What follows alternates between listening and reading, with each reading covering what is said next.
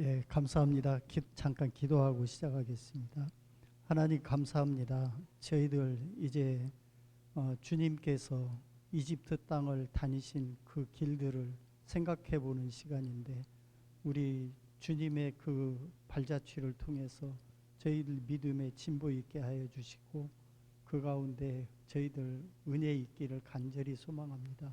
모든 말씀 예수님 이름 받들어 기도드렸습니다. 아멘. 안녕하세요. 오늘 나머지 돌아가는 여정까지를 이제 다 해야 됩니다. 그래서 사실 조금 마음이 급한데요. 이제 광역 카이로하고 상 이집트, 전에 잠깐 말씀드렸는데요. 우리하고 상하의 개념이 반대입니다.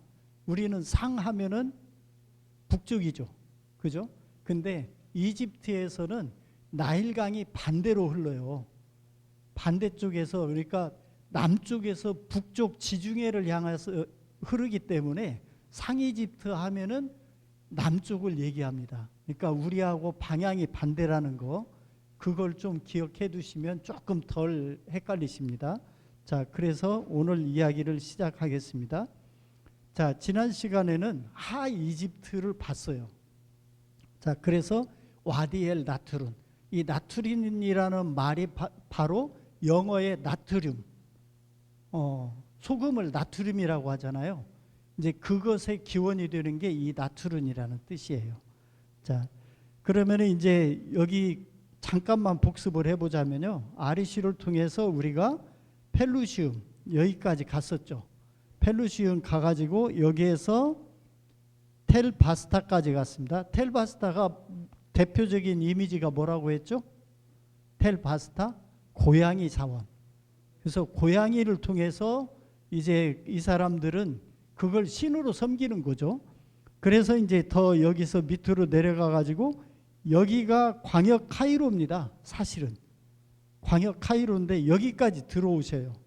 들어오셨는데 헤롯의 병사들 때문에 빌베이스 쪽으로 다시 거꾸로 올라가시는 거죠.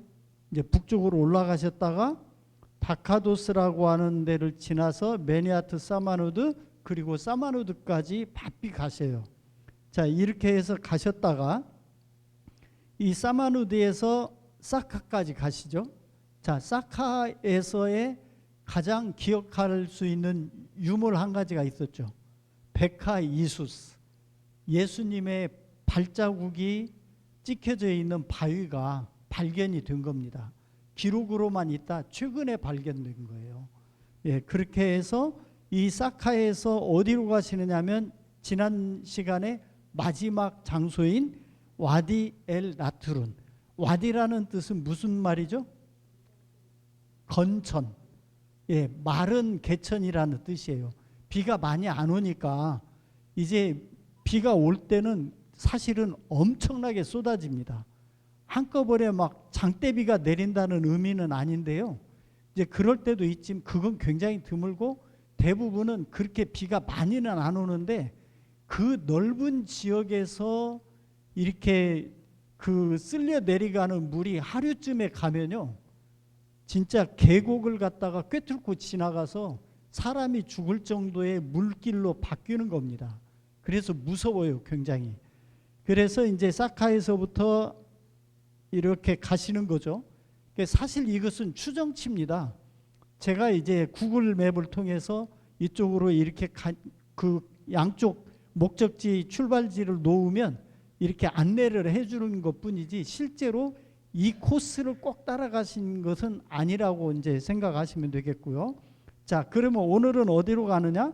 여기에서 와디엘 나트룬에서 출발하셔가지고 아인샴스까지 갑니다. 아인샴스. 자, 그러면은 이제 그렇게 해서 이제 보시고요. 오늘은 이제 광역 카이로하고 이제 상 이집트 쪽을 보시면은 이제 다 끝나게 되겠습니다. 자, 이제 와디엘 나트룬이 9번이죠. 이 번호를 잘 기억하시면 좋습니다. 왜냐하면 제가 유인물에다가 놔둔 그 번호가 이 지도에 있는 번호하고 일치해요. 그러니까 지도에서 숫자를 보시면 유인물에 있는 숫자하고 똑같으니까요. 예, 그걸 좀 참고를 하시면은 훨씬 더 이해하기 쉽습니다. 자, 9번에서 10번 아인샴스로 갑니다. 10번 아인샴스로 해서 가가지고 어디까지 가시냐면 광역 카이로에서 여기저기 다니셔가지고 결국은 가발 알타이르라고 하는, 이제 저는 가발 에타이르라고 했거든요. 그 가발 에타이르라고 하는 데까지 가셔요. 자, 그렇게 해서 이제 여기까지 가면은 거의 반절쯤 가신 거예요. 반절쯤. 이집트가 북쪽에서부터 남쪽까지가 1000km가 넘습니다. 우리 그 부산까지가 몇 킬로 정도 되는지 아세요? 예, 450 정도입니다. 그러니까 그거의 2배 정도를 그 이집트가 상하로 길어요. 특히 예, 사는 지역 중심으로 그렇습니다. 자, 그런데 이제 그 길을 내려가시는 거예요. 끝까지 1000km를 다 가시는 건 아니고 딱 반절 가십니다. 500km 정도를. 예. 자, 그래서 가바를 타이르라고 하는 데에서 어디까지 가시냐면 드론카라는 데까지 가셔요. 그러면은 여기는 뭐 사실은 길은 단순합니다. 왜냐하면 이집트의 지형 특성상 나일강의 주변으로 20km 폭을 벗어나지 않습니다. 사람 살 수 있는 데가. 왜냐하면 물줄기 옆에 살아야 될 거 아니에요. 그러니까 나일강의 좌우편으로 약 20km 정도 폭으로 쭉 초지가 조성이 돼 있다고 생각하시면 됩니다. 자, 그래서 이제 제가 지난 시간에도 잠깐 말씀드렸습니다만은 여기 보시면 자, 결국은 아기 예수님께서는 이 나사렛을 향해서 이제 끝나면 가시겠죠. 그러면은 쭉 이쪽으로 해서 내려오시면서 이제 이렇게 해서 오셨잖아요. 이렇게 오셔가지고 이제 이렇게 가셨는데 올라가실 때도 그 비슷하게 가실 거라고 이제 추정을 하는 겁니다. 그래서 여기에서 이쪽으로 해서 이렇게 해서 여기까지 이제 내려오는 거예요. 그래서 이제 여기가 이제 아까 봤던 마지막 드론카라고 하는 그 지역입니다. 그러니까 시나이 반도가요. 시나이 반도가 굉장히 크거든요. 그게 이만한 크기라고 했을 때 여기까지 거의 시나이 반도의 끄트머리까지 가시는 겁니다. 가셨다가 돌아오셔요. 자, 그러면은 이제 본격적으로 아인샴스와 마타리아를 시작으로 하겠습니다. 자, 아인샴스는 제가 근무했던 대학교 이름이 아인샴스 대학이에요. 예. 그러면은 그 대학이 아인샴스에 있을까요? 아니에요. 그보다도 훨씬 시내 쪽에 있어요. 그래서 제가 처음에 아인샴스 대학을 가려고 지하철을 탔는데 보니까 역 이름이 아인샴스가 있는 거예요. 그래서 당연히 아인샴스 역 옆에 아인샴스 대학이 있겠지 하고 내렸더니 너무 많이 간 거예요. 그래가지고 다시 되짚어서 시내 쪽으로 나와서 첫 출근을 했던 기억이 있는데요. 샴스라고 하는 것은 샴스는 선이라는 뜻이에요. 태양. 그 다음에 아이는 아이라고 하는 뜻하고 비슷한 말입니다. 그래서 태양의 눈이에요. 그래서 이 지역은요, 태양신을 섬기는 그런 지역입니다. 지역 자체가. 예. 그래서 우리 성경에 보면은 온의 제사장 딸하고 누가 결혼을 해요? 요셉이 결혼을 합니다. 그게 그 지역이 바로 여기에요. 예.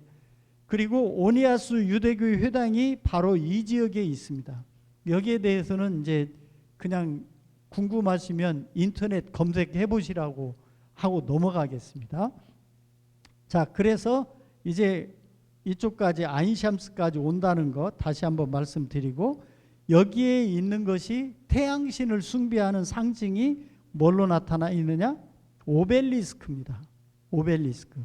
근데 이 시기를 보실 필요가 있어요. 언제냐? 1971년 주전입니다. 주전.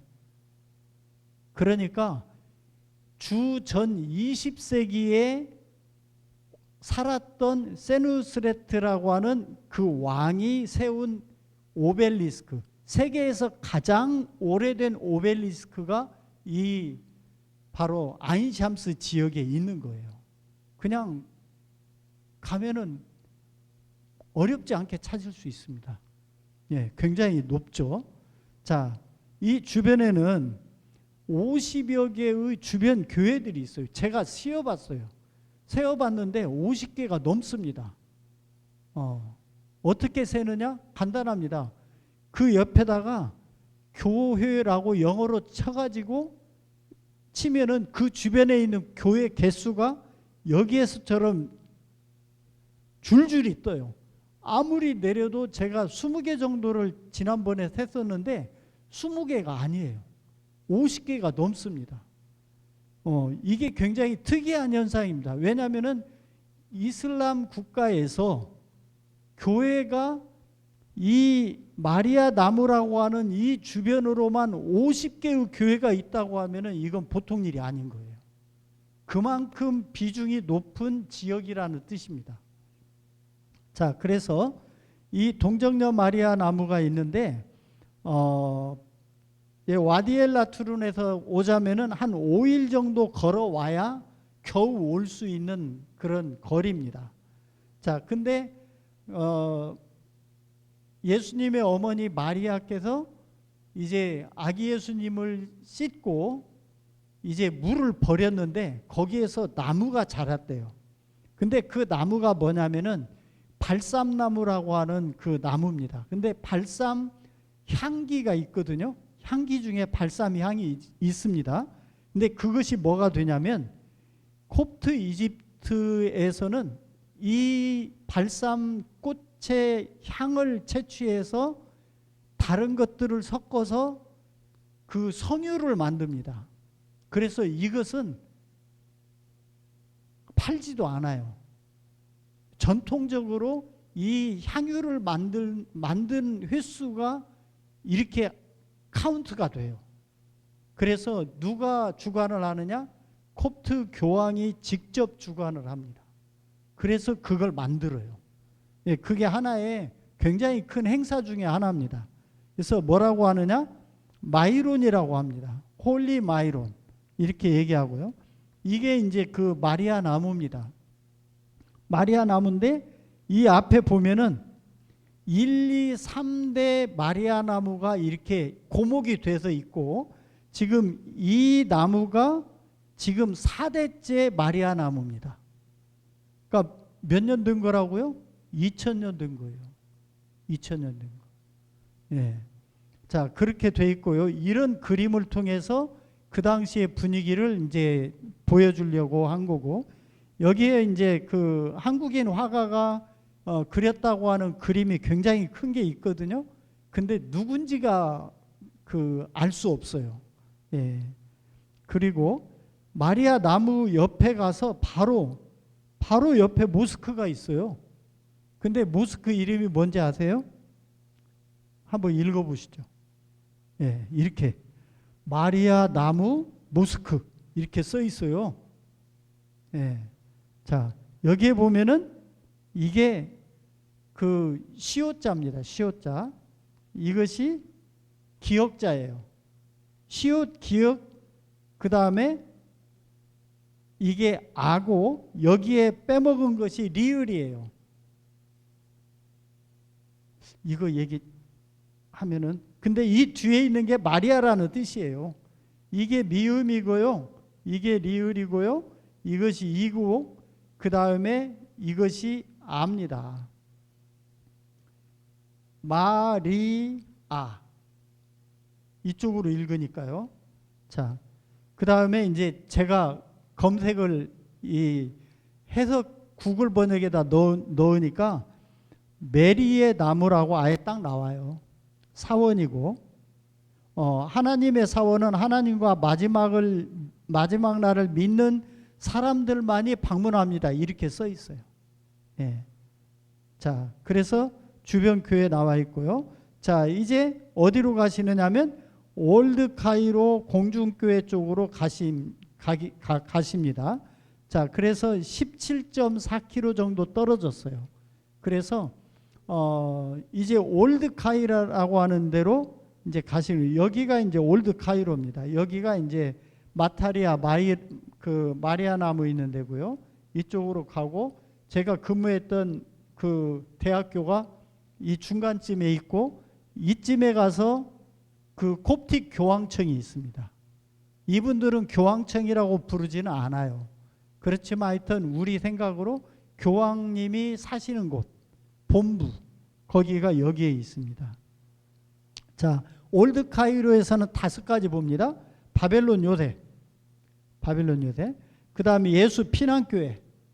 우리가 이제 이집트를 그동안 성지 순례하면은 딱 여기 한 군데 보고 가요. 그 다음에 이제 공중교회는 이제 매달려 있다고 해서 공중교회예요. 그 다음에 이제 유대인 회당 하나를 봅니다. 그 다음에 이제 콥트 박물관이 있는데, 이게 완전히 이 콥틱 기독교를 이해할 수 있는 총체적인 그런 집약체가 거기에 있다고 보시면 돼요. 자, 이제 제가 메트로를 타고 이동한다고 했을 때, 메트로를 이렇게 타죠. 여기에 M자가 써 있잖아요. 이게 메트로라는 말의 이제 이니셜입니다. 자, 그래서 여기에 보면은 메트로 승차권이 있는데, 여기에 가서 이렇게 그 날짜가 찍혀요. 시각까지 찍힙니다. 그러니까 2번 못 씁니다. 옛날 우리나라에서도 썼던 표죠. 예. 자, 여기가 이제 그 메트로 열차입니다. 자, 여기에 보시면 뭐라고 되어 있죠? 현대 로템. 한국에서 만든 열차입니다. 자, 여기는 이제 현대 로템에서 만들어서요, 이집트에서 다니는 지하철 중에서 가장 최신형입니다. 예. 자, 그렇게 돼 있고, 자, 이제 어디서 내릴 거냐면 마르기르기스 역에서 내려요. 마르기르기스가 어디 있냐면 여기 있습니다. 제가 어디서 타냐면 여기에서 탔어요. 그러면 여기에서 5정거장만 가면은 마르기르기스 역에 가는 거예요. 자, 그래서 이제 여기가 이제 확대해서 보자면 여기고요.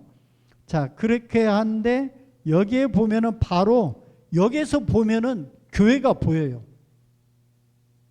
역보다 훨씬 커요. 예. 자, 그래서 그 뜻이 뭐냐? 순교자 조지라고 하는 뜻이에요. 순교자 조지. 기르기스가 그 조지를 아랍식으로 읽어서 기르기스입니다. 자, 이것을 공식적인 지명으로 쓰고 있다라고 하는 건 무슨 의미일까요? 이 사람들이 기독교를 철저하게 배격하는 그런 태도는 아니라는 거예요. 예. 자, 그래서 그 역에서 나오자마자 이런 그 홍보 간판이 하나 있습니다. 뭐가 있냐? 아기 예수 피난 여정을 안내를 해요. 홍보 간판에서. 그러니까 제가 강조하고 싶은 것은 이집트에서는 그 기독교는 아주 그냥 숨도 못 쉰다, 이런 것이 전혀 아니라는 거예요. 자, 그래서 그 안내판을 보시면 여기 지난 시간에 말씀드렸죠. 피라미드 앞을 가고 계시는 그 아기 예수님 일행의 모습이 로고로 쓴다니까요. 이렇게 아무데나 아기 예수님과 관련되어 있는 그 유적지에는 이렇게 돼 있습니다. 자, 첫 번째 뭐 본다고 했어요? 바빌론 요새. 이렇게 생겼습니다. 엄청난 규모예요. 이 성벽의 두께를 한번 보세요. 이쪽에. 이렇게 두꺼운 성벽을 쌓고 방어를 했다는 얘기입니다. 자, 그러면은 자, 이제 이것은 하나 전체적인 올드 카이로를 보여드릴 수 있는 그 그림이라서 한번 말씀을 드릴게요. 이 메트로에서 내렸습니다. 메트로에서 내리면은 여기가 바벨론 요새예요. 여기가 바벨론 요새입니다.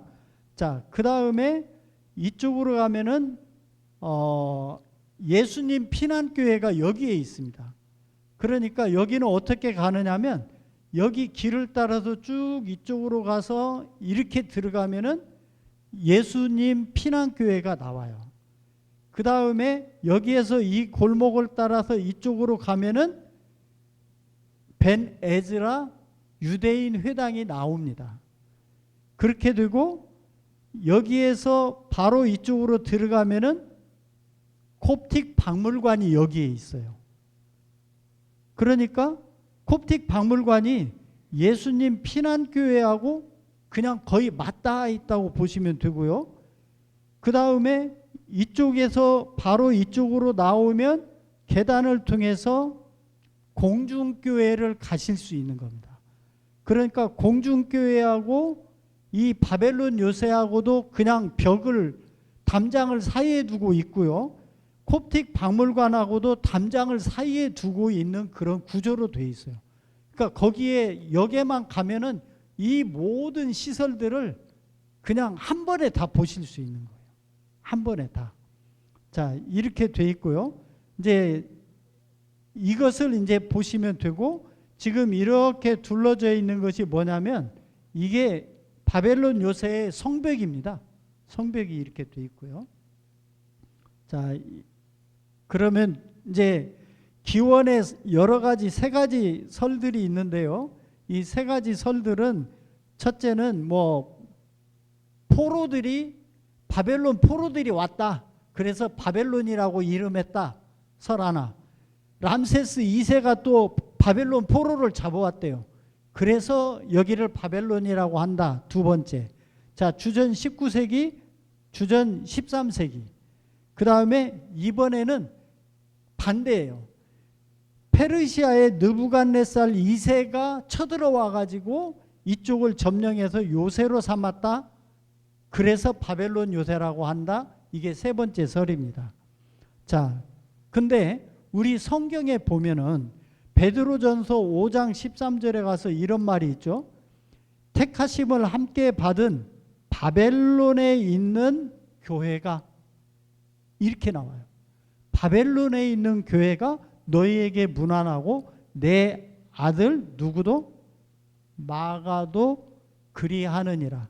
마가가 이 이집트 기독교의 초대 교황이라고 했죠.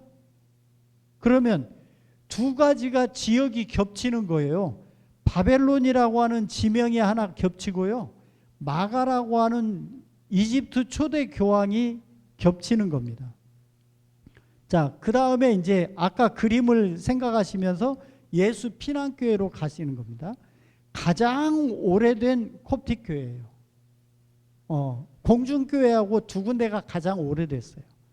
자, 그런데 보통 우리가 그냥 예수 피난교회라고 우리끼리 하지만 이집트에서는 아부세르가 교회라고 해요. 왜냐하면 세르기우스를 갖다가 세르가라고 불러요. 세르가. 그 다음에 그래서 아부는 father라는 뜻이에요. 아버지. 그래서 성직자 또는 성인에게 부르는 이름이거든요. 그래서 아부세르가 교회라고 한다는 거 기억해 두시면 좋습니다. 자, 제가 지난 시간에도 말씀드렸던 항상 그 교회 입구에 있는 그림을 주목해 보시라고 했어요. 어떤 그림이죠? 아기 예수님의 피난 여정을 묘사하는 그림이 이 교회에도 있는 거예요. 네. 자, 그런데 한 가지 더 관심 있게 보실 건 아기 예수님이 걸어가세요. 품에 안겨 있어요. 품에 안겨 있어요. 그것도 이제 좀 관심 있게 보시면 되겠습니다. 여기에 이 안내도가 있는 거예요. 안내도가. 예. 자, 그래서 이제 제가 이렇게 평면도를 좋아합니다. 그러니까 이해하시고 그냥 봐주시면 좋겠습니다. 자, 여기 보시면 우리가 이제 아기 예수 피난교회에서 무엇을 가장 관심 있게 보고 싶겠어요? 아기 예수님이 살았다고 하는 지하 동굴. 그 자리가 여기입니다. 근데 여기는 바로 뭐예요? 이 지하 동굴 바로 위에는 지성소예요. 교회의 지동소. 바로 그 동굴 위에 있습니다. 그러니까 순서상 아기 예수님께서 거기에 석 달간 머무셨던 걸 기념하기 위해서 성소를 거기에다가 두고서 교회를 지었다라는 얘기가 됩니다. 자, 그래서 여기에는 우물이 있습니다. 우물이 있고 동굴이 있고요. 자, 그 다음에 여기에 가서는 이제 칸막이가 있는데 성상 칸막이라고 해요. 거기에다가 이제 여러 가지 이 12제자, 주로 많이 이제 걸어놓는 그림이 12제자를 걸어놓습니다. 그리고 한 가지 더 말씀드릴 것은 여기는 세례 안 받은 사람들이 들어갈 수 있는 데고 여기는 세례 받은 사람이 들어갈 수 있는 데요. 이렇게 구분을 해놨었습니다. 자, 그렇게 돼 있다는 거고요. 자, 그래서 이제 메인 게이트는 여기입니다. 이쪽으로 해서 들어가시고요. 자, 그 다음에 여기가 바로 그 아기 예수님의 그 거처하셨던 동굴이 이렇게 생겼습니다. 자, 이렇게 생겼고요. 지금은 이제 뭐 거의 완전히 리모델링을 한 거죠. 예. 자, 내부는 이제 이런 식으로 되어 있습니다. 피난교회당 내부를 보시면, 자, 여기에 이제 성소가 있죠. 근데 여기를 한번 잘 보실 필요가 있어요. 여기 보면 배를 갖다 뒤집어 놓은 듯한 모습으로 천장이 되어 있잖아요. 이것이 무엇을 상징하는 거냐면 노아의 방주를 상징해요. 그래서 이 노아의 방주에 의해서 구원받은 것처럼 우리도 이 교회를 통해서 하나님께 구원받아서 나아간다라는 것을 상징하기 위해서 일부러 배를 뒤집어 놓은 듯한 그런 모습으로 이제 이렇게 해 놓습니다.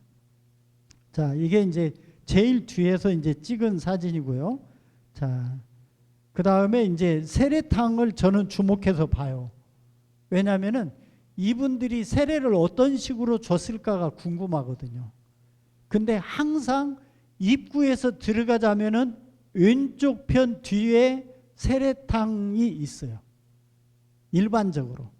예. 자, 그 다음에 주현 세례탕은 주현절에 아마 세례를 줄 때 썼던 세례탕인 것 같아요. 근데 이것도 입구 정중앙에 있습니다. 이렇게. 그 다음에 이제 공중교회로 가보겠습니다. 공중교회는 말 그대로 매달렸다라는 뜻이 있거든요. 그럼 왜 그러느냐?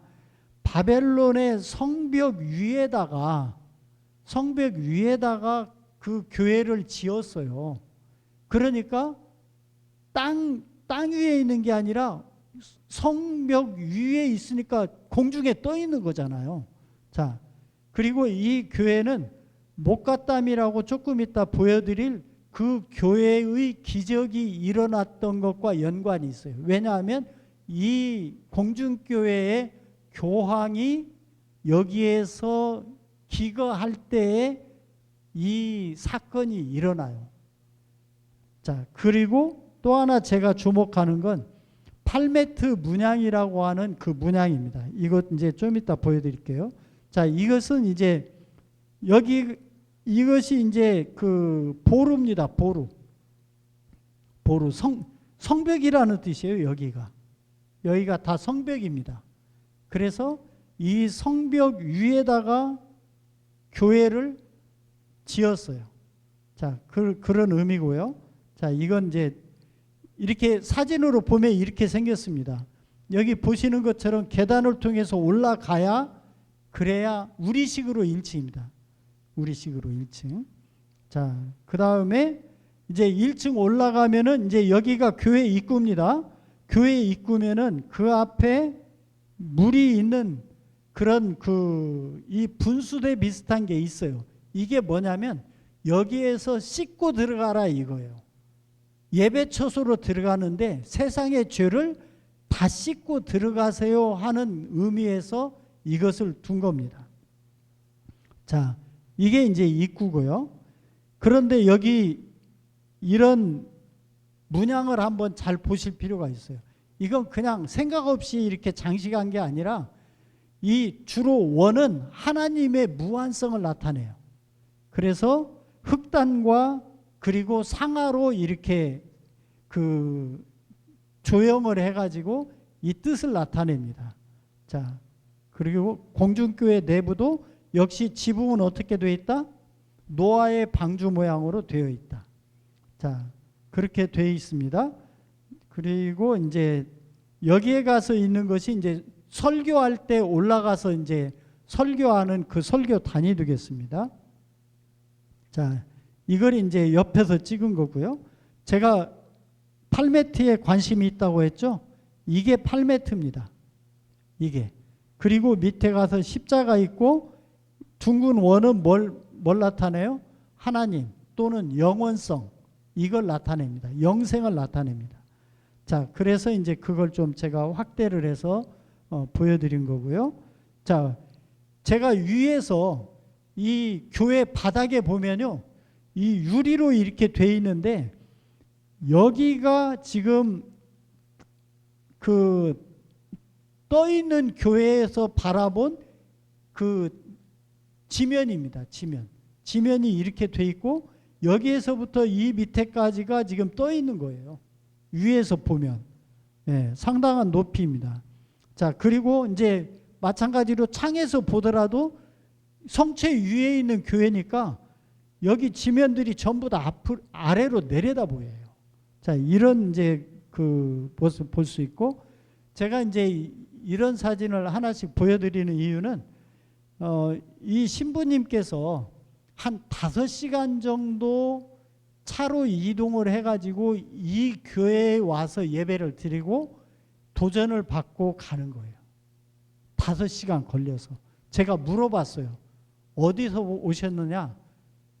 이따가 이제 저희들도 갈 곳인데 거의 그 무아라카 수도원이라고 하는 그쪽 가까운 데서 오신 거예요. 그쪽에서 올라오려면 차로 5시간입니다. 네, 그런 데서 와가지고 예배를 드리고 가요. 자, 여기에 보시는 것처럼 아기 예수님 일행의 그 모자이크가 있고요. 자, 아까 말씀드렸죠. 목갓담 기적이 뭐냐? 자, 여기가 이제 그림으로 봐서는 잘 안 보이시는데 이게 공중에 들려있는 바위입니다. 공중에 들려있는 바위예요. 왜냐?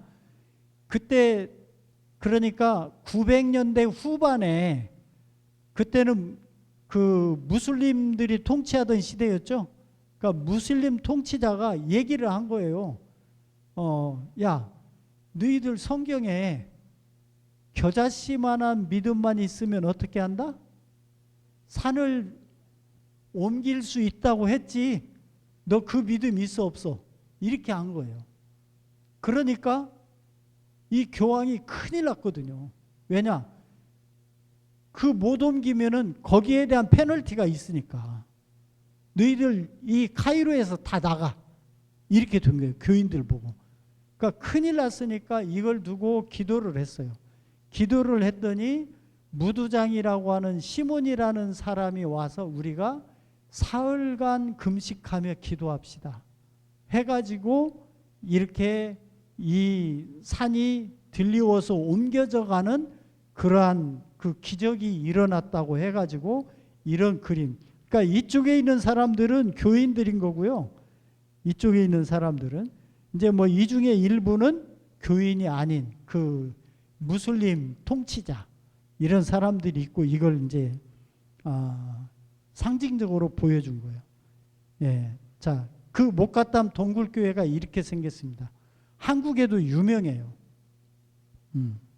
자, 그리고 이제 콥틱 기독교인들의 문신이 이런 식으로 새깁니다.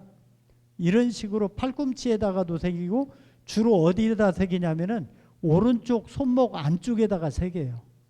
그러니까 옷을 입어도 표시가 나게 아예 그렇게 모든 사람이 다 문신을 한다고 보시면 됩니다. 자, 이제는 벤 에즈라 회당, 유대인 회당으로 가보겠습니다. 자, 전승에 의하면 아기 모세를 건진 장소가 여기라고 해요. 그 다음에 모세가 출애굽에 출발한 장소도 여기라고 합니다. 여기서 기도를 하고 출발을 했다고 하는 그러한 전승이 있습니다. 그 다음에 1800년대, 1880년대 경에 게니자 문서라고 하는 그런 문서가 엄청나게 약 1000년 정도의 문서가 발견이 돼요. 여기에서. 그래서 이 유대인들에게는 굉장한 충격을 준 사건이 됐습니다. 그것이. 자, 여기가 이제 그 게니자 문서가 발견됐다고 하는 그 공간이고요. 여기가 이제 성소입니다. 말하자면. 여기가 성소고, 이쪽이 게니자 문서의 창고입니다. 창고. 자, 그래서 그 문서 이름을 뭐라고 하느냐면 카이로 게니자라고 표현을 해요. 카이로 게니자. 자, 어느 정도로 이 문서가 유대인 사회에 그 신선한 충격을 줬냐면요. 유대인들의 그 모임에 대한 의례를 전면적으로 바꿔버렸어요. 이 문서에 나온 내용에 따라서. 네, 그 정도로 굉장히 말하자면 그 당시에 관심을 끌었던 문서들이고요. 자, 이게 이제 그 회당 내부입니다. 회당 내부인데 보통 사진을 못 찍게 하는데 저는 허락을 받고 사진을 찍은 겁니다. 네, 그래서 이렇게 돼 있고요. 자, 여기에 보면 크게 세 덩어리로 돼 있어요. 이렇게, 그 다음에 이렇게 세 군데입니다. 그래서 첫 번째 것이 메모리얼 스톤이라고 하는 이거예요. 일부 사람들은 여기가 예레미야의 무덤이다라고 이야기도 해요. 예, 근데 그것은 이제 좀 더 제가 공부를 해야 될 것 같고, 그 다음에 가운데 정중앙에 있는 게 비마라고 하는 그러한 설교단입니다. 설교단. 그것이 있고요. 그 다음에 이제 제일 뒤편에 가면은 토라 아크라고 해서 우리 그 카페 이름도 아크죠. 예. 카페 아크인데 여기는 토라 아크입니다. 예. 자, 그래서 이제 이렇게 세 부분으로 나눠져 있고요. 자, 이것을 보시면, 자, 이것과 이것의 차이를 그냥 알아두시면은 좋습니다. 이것은 히브리어, 이것은 아랍어. 그래서 야훼를 뒤집어서 읽으면 알라가 됩니다. 예. 이런 식으로 돼 있어서 엽서도 팔아요. 근데 그 엽서가 이번에 가서 살려고 했더니 다 떨어졌대요. 그래서 없어요. 예. 뒤에 가서는 그 건물 뒤쪽에 하면 미크베라고 하는 그 정결 의식을 행하는 우물이 있습니다. 이 미크베가 있고요. 여기에서부터 아까 손을 씻는다고 했죠. 교회에 들어갈 때 손이나 하여튼 정결 의식을 한다고 했는데 그 유대인들은 이것을 통해서 정결 의식을 행합니다. 자, 여기에 이제 특이한 이색적인 게 골목 서점이 있어요. 그래서 골목에다가 이 오른쪽에 보면은 피라미드 앞에까지 물이 들어왔을 때 찍은 사진이 있어요. 예. 자, 이제 콥틱 박물관으로 가보자면 초기 기독교 유물들이 전시되어 있고요. 특이한 게 뭐냐? 예레미야가 이집트로 끌려가죠. 그 예레미야 수도원이 있어요. 물론 예레미야 선지자가 만든 수도원은 아니겠죠. 그렇지만 그걸 기념하는 예레미야 수도원이 있습니다. 자, 그래서 콥틱 박물관 전경이 있고요. 이분이 그 박물관을 설립한 설립자입니다. 자, 그래서 이제 1층과 2층으로 되어 있어요. 자, 그래서 이제 제가 한번 사진을 찍었던 것 중에 일부 보여드렸는데 여기에 이것을 한번 잘 보시면 구멍이 뚫려 있죠. 뭐 같아 보이세요? 이 구멍이 있는 이렇게 역삼각형 모양으로 되어 있는 이 물건, 이게요 제가 관심 갖고 있다고 했죠. 세례탕이에요. 예. 확대를 해볼까요? 자, 보시면 여기가 뻥 뚫려 있죠. 세례탕입니다. 근데 모양이 어떻게 그 세례탕 같지 않죠? 원래는 기둥이었습니다. 기둥, 주두라고 하죠. 기둥 머리. 기둥 머리로 쓰던 것을 이렇게 뚫어가지고 세례탕으로 만든 거예요. 예. 자, 그렇게 하고요. 자, 그래서 이제 이렇게 돼 있고, 여기에 보시면 물 빠질 수 있도록 구멍을 해놓은 것을 보실 수가 있어요. 그러니까 세례탕 보실 때 구멍이 있는가 없는가 보셔야 돼요. 예. 이게 이제 8m입니다. 가운데 뭐가 있어요? 십자가 모양이 있죠. 제가 말씀을 안 드렸는데 8m가 언제부터 사용이 됐을까요? 콥트 기독교에서 처음 사용했을까요? 아니에요. 주전 15세기 때에도 이미 사용이 되고 있었어요. 주전 15세기부터. 지금 현대 건축학 용어가 8m입니다. 현재 건축학 용어가. 지금도 써요. 이 문양을. 예. 자, 근데 기독교인들이 썼다. 그러면 무슨 얘기가 되는 거예요? 이집트의 전통을 이 사람들이 싹 없앤 게 아니에요. 이집트 전통하고 기독교의 문화가 같이 어우러진 거예요. 예. 자, 좀 그림이 야하죠. 예. 이게 뭘 나타내는지 혹시 짐작하시겠어요? 왼쪽에는 똑같은 사람인데 여기는 애프터, 여기는 비포어입니다. 비포어 애프터예요. 뭐일 것 같으세요? 에덴 동산의 아담과 이브입니다. 선악과 따먹기 전, 따먹은 뒤. 이렇게 그림을 이렇게 그려놨어요. 예. 자, 이것도 이제 8m죠. 8m고 여기에 보시면 이 그림이 조금 여기도 그렇죠. 지금 어찌 보면 다행인 것이 다 뭉개져 가지고 안 보여서 그렇지만 여기에 보면은 뭐 하는 장면 같아요? 아기 예수님께 젖을 물리는 광경이에요. 예. 콥틱 미술에는 아기 예수님께 젖을 물리는 이런 프레스코화를 많이 그립니다. 그 이유가 뭘까요? 예수님의 인성과 신성을 이야기할 때 인성을 설명하기 위해서 이런 그림을 사용하는 겁니다. 예. 그러니까 뭐 전혀 이상하게 생각하실 것은 없습니다. 자, 사복음서 이건 지금 써도 될 것 같은 목걸이.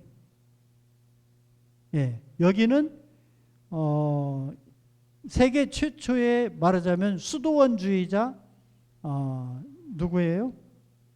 수도사 안토니우스. 오른쪽이 그 옆에 있는 친구는 친구라기보다는 동료인 수도사 폴. 근데 여기에 까마귀가 뭘 하나 물고 있죠. 동그란 걸. 이렇게 동그란 걸 물고 있죠. 뭘까요? 이 폴이 안토니우스 수도처에 놀러 온 건 아니고 하여튼 방문을 했어요. 방문을 했는데 평소에 까마귀가 안토니우스 몫에 음식을 갖다 줬거든요. 그랬는데 손님이 왔네? 뭐 어떻게 해야 되겠어요? 까마귀가 2인분을 갖다 줘야 될 거 아니에요. 그걸 표현하기 위해서 지금 이런 그림이 있는 거예요. 예. 그러니까 참 여러 가지 생각을 많이 하고 그린 그림들입니다. 자, 이거 이제 제가 사진을 이 조그만 교통수단인데 몇 사람 못 타는 데예요.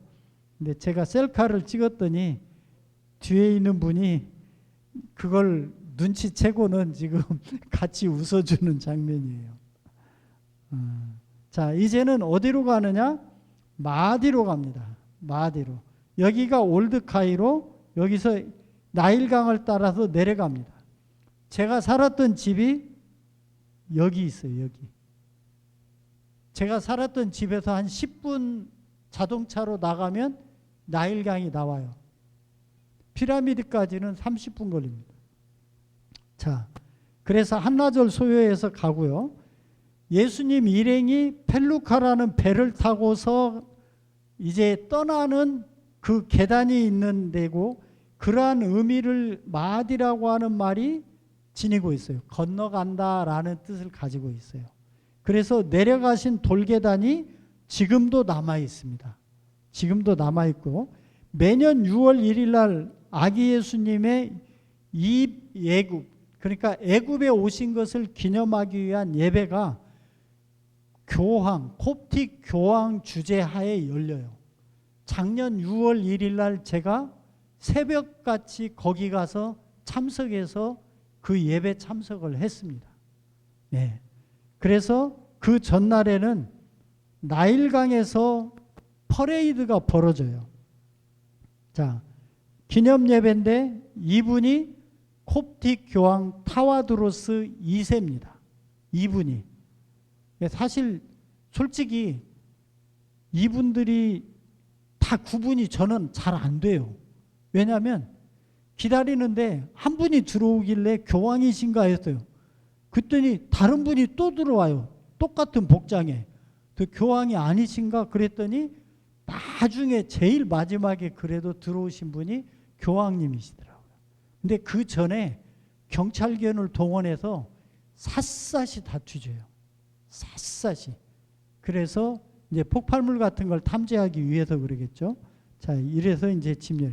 여기 계단이 이제 그 바로 돌계단, 예수님이 내려갔다고 하는 이야기가 전해지는 돌계단입니다. 이 돌계단 위에서 그 예배를 드리는 거예요. 자, 그러면 퍼레이드는 어떻게 하느냐? 여기 보시면 사람들이 제법 많죠? 배가 지금 여기에 몇 척이 있냐면 세 척이 나란히 붙어 있는 거예요. 세 척이 나란히. 그래서 제가 탔던 배, 옆에 배, 그 옆에 배 해서 큰 유람선이 세 척이 떠요. 그래서 실제 그 중에 유람선 한 척이 이렇게 뜨고, 찍은 사진 제가 이제 그 이쪽에서 찍었거든요. 그 찍은 배도 하나 있고 또 다른 배도 있고, 그리고 예수님 모습을 한다고 하는 이 펠루카 한 대가 옆에 이렇게 있고, 그 옆에 펠루카들이 이렇게 쭉, 여기 자세히 보시면 저 멀리도 펠루카가 있어요. 그래서 그날은 정말로 나일강이 장관입니다. 아주. 그러니까 이건 직접 가서 보셔야 제대로 보죠. 예. 자, 그러신 다음에 이번에는 멤피스로 가십니다. 자, 멤피스가 지금은 유명무실한 도시예요. 자, 도시라고 할 것도 없습니다. 촌입니다. 촌. 근데 여기는 사실 주전 3000년 이전에는 통일왕조의 첫 수도가 여기였어요. 통일왕조의 첫 수도가, 이집트 역사의 첫 출발이 이 지역이었습니다. 여기에 람세스 2세의 석상이 있어요. 예. 자, 그리고 성경에 가서는 노비라고 표현되어 있는 데가 여기입니다. 성경에 이사야서와 예레미야서와 에스겔서에 나와 있어요. 높. 그 다음에 영혼의 집이라고 하는 이름이 멤피스입니다. 자, 여기에 보시면 사람이 이만해요.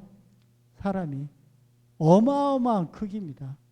이 석상이 논바닥에 거꾸로 박혀 있었어요.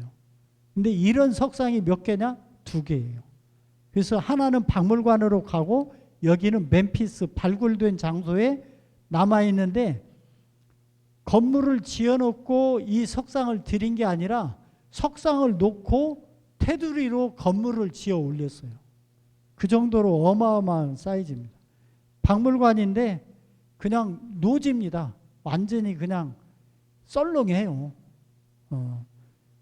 그래서 사람들이 잘 주목하지 않지만 예수님이 여기를 들르셨다는 거. 예. 자, 그 다음에 이제 거기가 멤피스가 미트라이나거든요. 현재 지명으로는.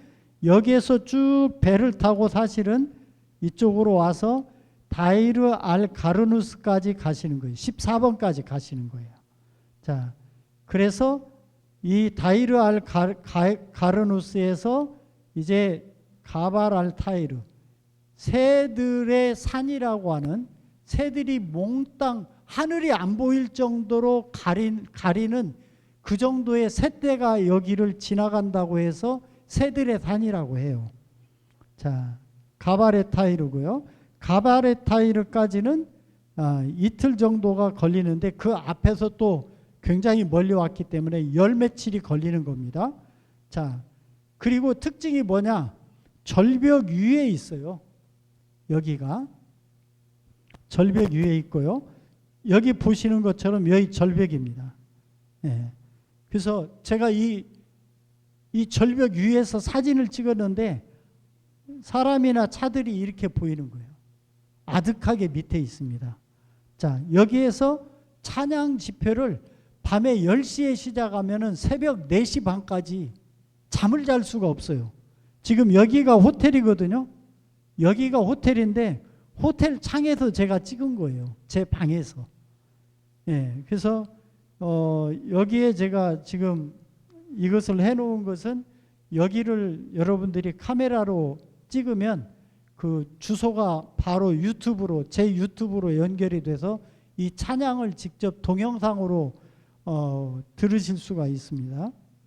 자, 여기도 세인트 헬레나 콘스탄티누스 대제의 그 어머니죠. 수도원을 여기에다 세웠고요. 제가 갔을 때 그 축제에 몇 명이 여기에 참석하느냐?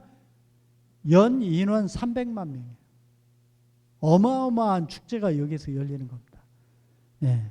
여기에서 찬양하는 거 아까 보여드렸고, 세례, 그 다음에 그 수도원을 순례하는 거, 이게 큰 아이템 3가지입니다. 자, 이게 그 수도원이에요. 이게 그 수도원이어서 이쪽으로 들어가서 이쪽으로 나와요. 예. 한 방향으로만 이렇게 그 드나들고요. 이 수도원의 특징이 뭐냐면 이 바위들이 각각 따로가 아니에요. 다 연결이 돼 있습니다. 바위 하나를 깎아서 만든 수도원이에요. 예. 그리고 그 바위 중에 하나에다가 여기에 보시는 것처럼 침례터를 만들어 놨어요. 바위 기둥을 깎아서. 그러니까 이 아이의 그 키를 생각했을 때 이게 얼마나 침례터가 큰가 알 수 있죠. 예. 제가 제일 좋아하는 사진이 이겁니다. 여기 보시면 이 아이가 아주 해맑게 쳐다보고 있어요. 제가 진짜 이 사진을 찍고 나서 내가 이 고생한 거 하나도 안 아깝다. 네, 그 생각을 했던 게 바로 이 사진입니다. 그래가지고 사실은 이 아이가요, 제가 사진 찍는 순간에만 이랬어요. 물에 들어갔다 나온 아이가 뭐가 좋아서 웃겠어요. 네. 그래가지고 딱 세워놓으니까 그때부터 울기 시작하더라고요. 이제 정신 차린 거죠. 그러면 이제 다 아까 마이론이라고 하는 성유까지 다 바르면 이렇게 예쁜 하나님의 자녀로 태어난 걸 축하하는 복장을 하고, 여기에 빨간 띠가 있다고 했죠. 빨간 띠가 뭐라고요? 하나님의 병사라는, 하나님의 전신갑주를 입은 병사다, 이런 의미를 갖고 있습니다. 그래서 이 빨간 띠를 둘러주는 그런 의식을 합니다. 사제가. 그 부모가 띠를 띄워주는 게 아니에요. 사제가 띄워주고, 뭐 말로는 푸는 것도 사제가 한다고 하는데 그건 제가 푸는 건 한 번도 못 봤어요. 자, 그렇게 하고요. 이게 마이론이라고 하는 거예요. 이건 비매품입니다. 성직자들만 세례 줄 때만 쓰는 거예요. 특별히 축성을 할 때 쓰는 그런 그 기름입니다. 자, 예수님이 머물렀다는 동굴이 거기에 있어요. 그래서 이렇게 생겼습니다. 이제 그 세례를 집례했던 새 수도사분들하고 제가 그 작년 6월 달에 5월 달이죠. 5월 23일경에 가서 찍었던 사진입니다. 예, 이제 신전터로 갑니다. 자, 신전터까지 사흘 정도를 쭉 가바랄타이르에서 알 아슈무니까지 내려가야 됩니다. 자, 여기는 지금 이름으로는 헤르모폴리스 마그나라고 해요. 3일 정도 되고 고대 언어로 콤노라고 합니다. 콤노. 근데 뭐냐면 숫자 8이에요. 혹시 숫자 8 하면은 생각나는 우리 종교적인 상징 기억나시는 거 있으세요? 힌트. 아까 이미 말씀드린 것 중에 그게 숫자가 포함이 돼 있었어요. 올드 카이로에서 교회 천장이 뭘로 돼 있었다고 했죠? 무엇을 상징한다고요? 노아의 방주. 노아의 방주에 탔던 사람 숫자가 8명이에요. 그래서 콥틱 기독교에서는 8이라는 숫자를 굉장히 중요하게 생각해요. 8이라는 숫자를. 자, 그리고 기록에 의하면은 이 지역에서 많은 순교자가 나왔다고 하는 이 지역에. 그래서 실제로 이 지역의 크리스찬들이 많은 지역은요 50% 이상이 크리스찬이에요. 50% 이상이. 카이로 쪽은 10%가 될까 말까 해요. 근데 여기는 거의 반절 정도가 기독교인입니다. 거기 신전터가 이렇게 돼 있어요. 신전터가. 이 신전터는 그리스 신전터죠. 자, 그것도 생각하실 필요가 있습니다. 그리스 신전터가 있다라고 하는 얘기는 이곳에 기독교 문화가 뿌리 내릴 때 그리스 문화와도 접촉했었다는 얘기예요. 네. 자, 그래서 이제 이런 모습을 제가 이것은 지난 7월 달에 기온이 41도가 찍히더라고요. 근데 나갔더니 제 등을 갖다가 누가 다리미로 이렇게 다리는 것 같더라고요. 이제 그런 더위에서 이걸 찍었어요. 그래서 좀 여기에도 뭐가 있다고요? 팔매트. 역시 팔매트가 있습니다. 자, 이렇게 하고 여기가 신전터라고 했죠. 이제 이렇게 해서 이렇게 가셔서 이제 무아라크 수도원으로 가면은 이제 거의 정점에 이른 겁니다. 그 전에 하나 소개하려고 하는 것이 이 엘-오르 리비아 순교자 교회를 잠깐 소개할게요. 21명의 리비아에서 노동자들이 이집트 노동자들이 순교했어요. 2015년. 그러니까 현대에 순교당한 게 21명이에요. 근데 21명은 대표적인 숫자지 지금도 실시간으로 많은 사람들이 순교를 당하고 있어요. 네. 그걸 이제 동상이고요. 이 대표적으로 이집트 사람이 아니고 콥틱 기독교인이 아닌 사람인데 같이 순교를 당한 사람이 바로 이 사람입니다. 그래서 21명입니다. 자, 이 순교자들의 부인 2분 그리고 자녀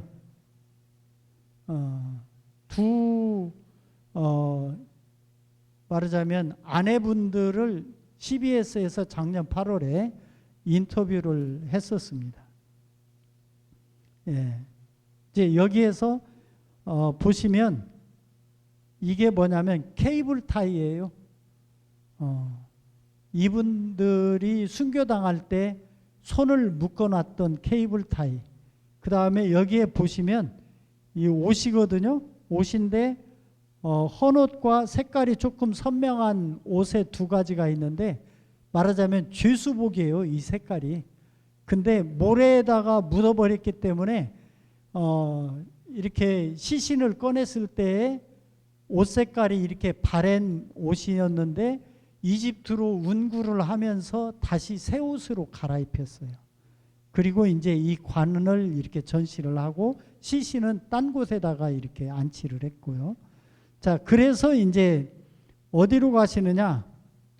무아라크 수도원으로 가십니다. 자, 그래서 여기가 제2의 베들레헴이라고 하는 이름이 붙어 있는 수도원이에요. 여기 아기 예수님의 돌침대가 교회의 제단으로 지금 쓰이고 있어요. 그래서 이것을 볼만한데 보여달라고 했는데 안 보여줘요. 네, 그래서 못 봤습니다, 솔직히. 그림 제가 이런 안내 책자에서는 그 사진을 봤거든요. 근데 돌이 이 강대상보다 조금 작은 사이즈예요. 돌이 그냥 뭐 그 얇은 이렇게 판이 아니고요. 대리석 돌덩이입니다. 예. 그래서 여기 이사야서 19장 19절에 보면 이집트 땅 중앙에 하나님의 제단이 있을 것 한 것이 실현됐다고 보는 거예요. 콥틱 기독교의 분들은. 자, 그래서 주의 사자가 나타난 것이 여기입니다. 우리는 성경을 읽으면서 그냥 주의 사자가 나타났다 그러니까 나타났는가 보다 그러잖아요. 근데 그게 아니에요. 예. 자, 그래서 아기 예수님께서 이 땅을 축복을 해 주신 것이 이사야 19장 25절의 실현이라고 봐요. 애굽이여 복이 있을지어다라고 하는 그 구절입니다. 이게 이제 그 제단이 있는 아기 예수의 제단이 있는 곳이고요. 작년에 갔을 때의 모습입니다. 예. 여기서 이렇게 찬양을 하는 거예요. 그 앞에서 제단을 향해서. 여기에 이제 그 이스라엘에서 왔다고 하는 목수 요셉의 친척이 여기에 묻혀 있었어요. 그래가지고 이것이 2001년 개축하는 도중에 그 유적이 발견이 됐습니다. 유적이 발견돼서 그동안에 전해져 내려오던 이야기가 헛것이 아니었구나라는 것을 이제 알게 됐다는 얘기죠. 자, 여기에 보면은 이렇게 재물을 가지고 와서 등록을 해요. 재물들을요. 아이들한테 얼마나 인기가 있었는지 몰라요, 촬영팀이. 예. 자, 그 다음에 이제 마지막 여정지인 드론카로 이렇게 가십니다. 자, 그래서 3일 정도 걸리고 최남단 지역이고요. 여기에서 6개월 체류를 하셔요.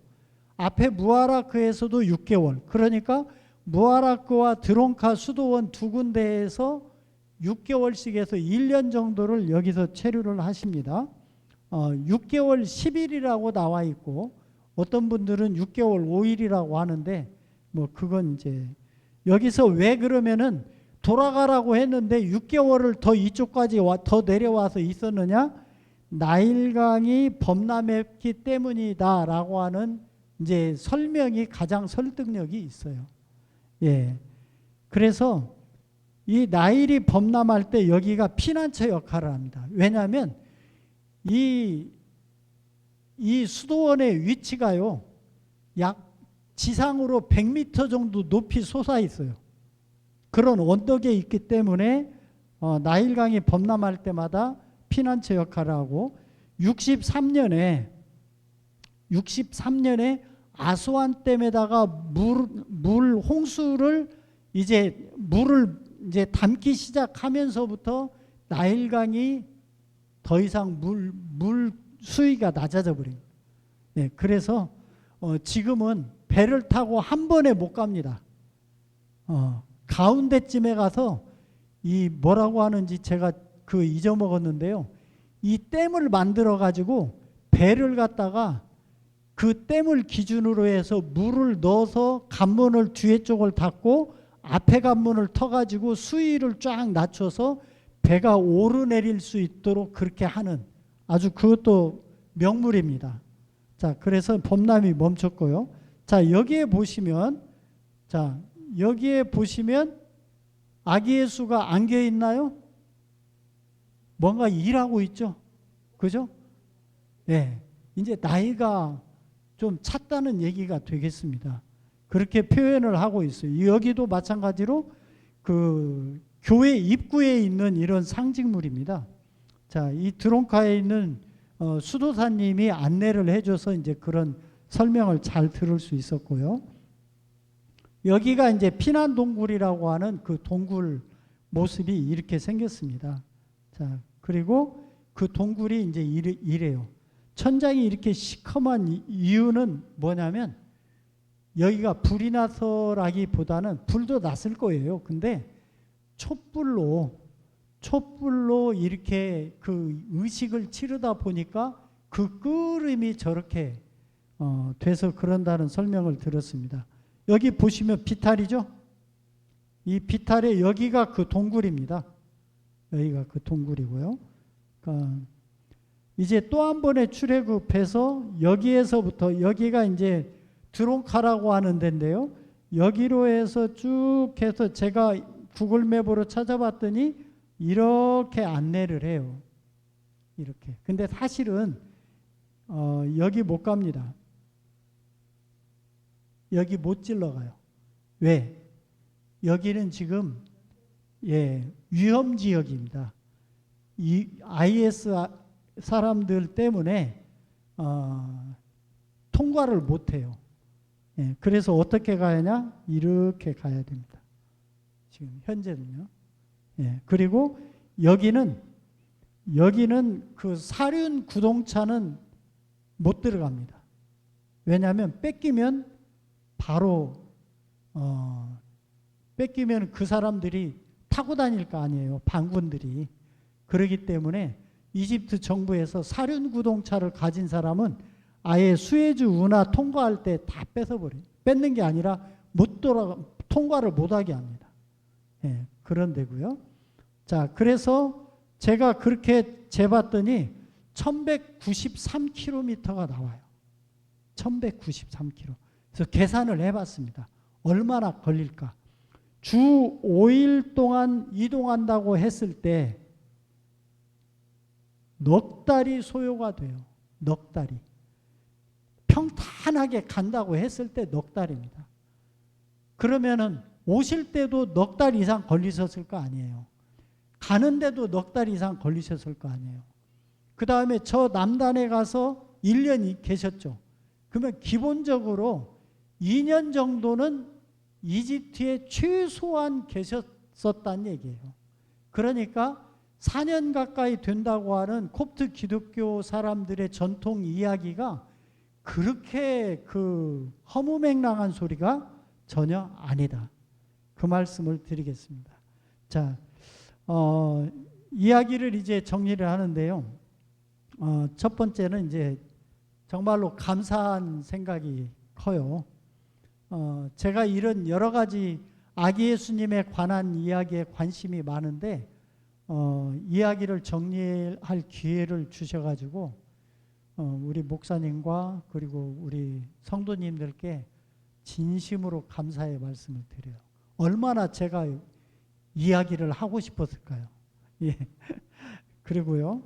이제 또 그러면서 제안을 하나 드린다면 이 의미를 우리가 기독교인으로서 아기 예수님의 이런 피난 여정을 통해서 우리가 무언가 신앙의 도전은 받아야 되는데 저는 아까 말씀드렸던 침례에 대한 콥트 기독교에서 가지고 있는 어떤 전통이 어떤 우리들에게 다시 한번 좀 생각해보는 기회를 가지면 좋지 않을까 싶고요.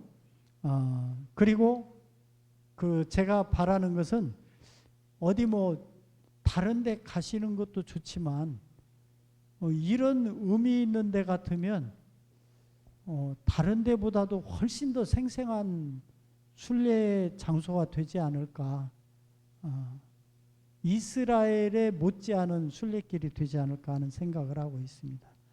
예, 지금까지 말씀을 드렸는데요.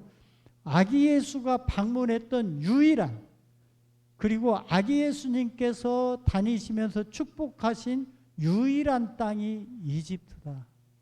예, 이런 말씀을 드리면서 제 이야기를 모두 마치겠습니다. 네. 예, 제가 기도하겠습니다. 하나님 감사합니다. 여러 가지 말씀을 드렸습니다마는 그 가운데에서 오로지 성령님께서 원하시는 것들만 남게 은혜 주시길 간절히 소망합니다. 저희들에게 새로운 도전 주시길 원하옵고 모든 말씀 예수님 이름 받들어 기도드렸습니다. 아멘. 우리 다시 한번 3주간 애써주신 우리 장로님께 귀한